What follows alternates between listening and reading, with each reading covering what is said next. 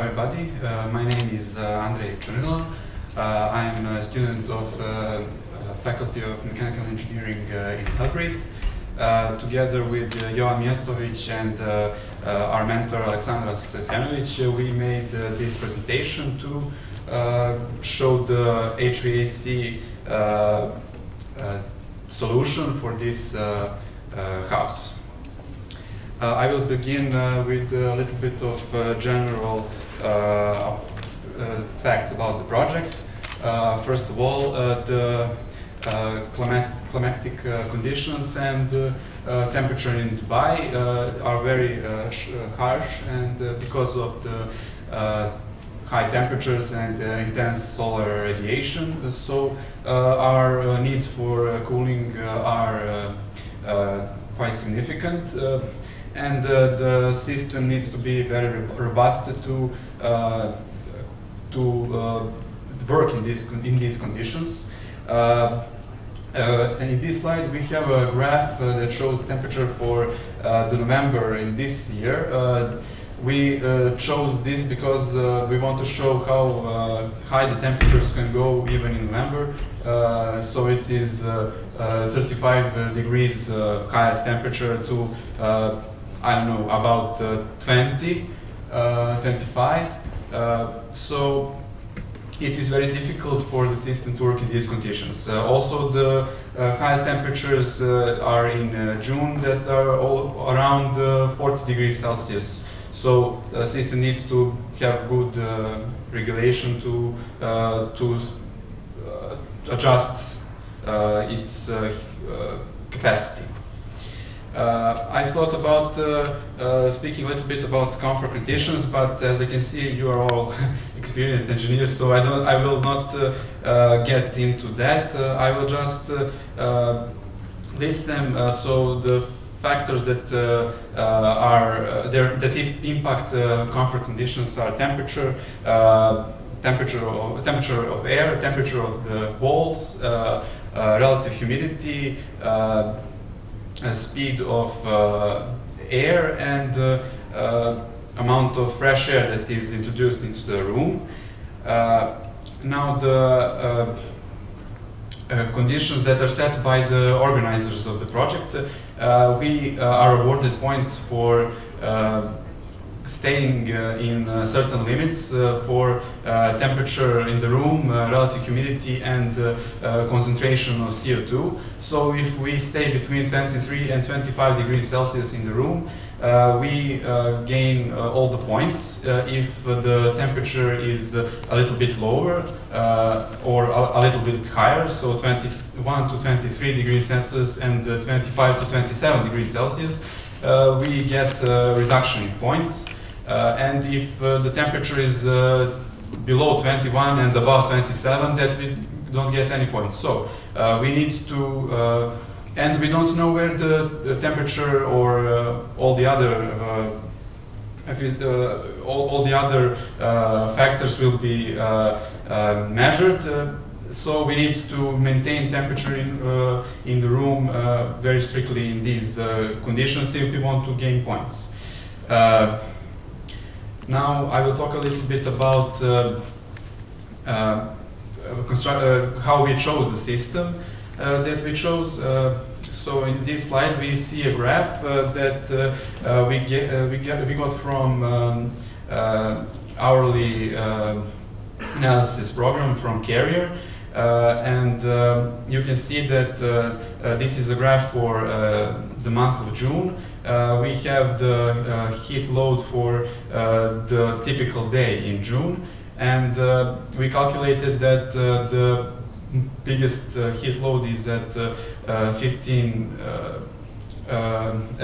o'clock in the afternoon, and it is around 14 kilowatts. And this is the heat load that we use to choose our system. Also, we from the same program got this table in which we can see that all the factors that impact heat load in our house, and we can see that windows and solar are the biggest contributors to heat load because we have large windows at the south facade of the house, and we needed to be conservative in our calculations because we still don't know how yes. Okay, we still don't know how the breezeway will impact our heat load. So we designed the system this way, but when we do some simulations, we will probably get different results and adjust our system to that. Now I will talk about the equipment that we selected. The cooling will be done with VRF heat pump with inverter compressor, and we will also we also installed a recuperator that helps with energy efficiency in our house by taking some of the energy from the exhaust air and giving it to supply air. Also, we chose the elements that insert air into the room. I'm sorry, I prepared this presentation in Serbian, but I see that everybody is speaking English, so yeah, excuse me if I have the wrong terminology, but we selected them so that the conditions inside the space will be ideal. Now a little bit about VRF heat pump. It is a highly efficient heat pump. We selected it because it has very good regulation, and it can track the temperature very in narrow. Sorry. Precisely. Yeah, very precisely, because we want to have, as I said before, in very precise range this temperature. Also, it has option for control of relative humidity, because it can change the temperature of evaporation, and that way we can determine how much how much humidity we want in the space. Sorry. Recuperators are set because of the energy efficiency in summer regime. They take the heat from outside air and give it to the exhaust air, and that way we don't waste energy that we put in the system by cooling the air. Also, it can work in bypass mode, in which it allows us to do free cooling, so that if there are no if the heat gain are not very big, we can cool it with outside air. Also, the elements for inserting air are line diffusers and grills. They provide the best conditions in the room. We selected line diffuser because it is a great solution for large window areas, because it can nullify the, well, not nullify, but dramatically decrease the heat gain from windows. Now you can see this in this picture all the distribution of air as well as the systems that are put in place. As you can see, the line diffusers are set on the facade that has all the windows because we want to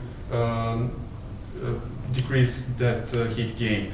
As for the grills, they are positioned there because at these rooms, I don't know, no, you can see. They are positioned in the rooms because there it is very low ceiling, and we couldn't put swirl diffusers or something like that because we don't have a lot of space. So this is the best solution. We use solar collectors for sanitary hot water. It is a very good solution because our collectors have a special coating that prevents the system from overheating and causing steam in the system, and that would rupture probably the pipes, as well as it can regulate a little bit of capacity because it changes the reflectivity of the panel according to temperature of the panel. And in case we need a lot of energy, this collector has a very good energy, very good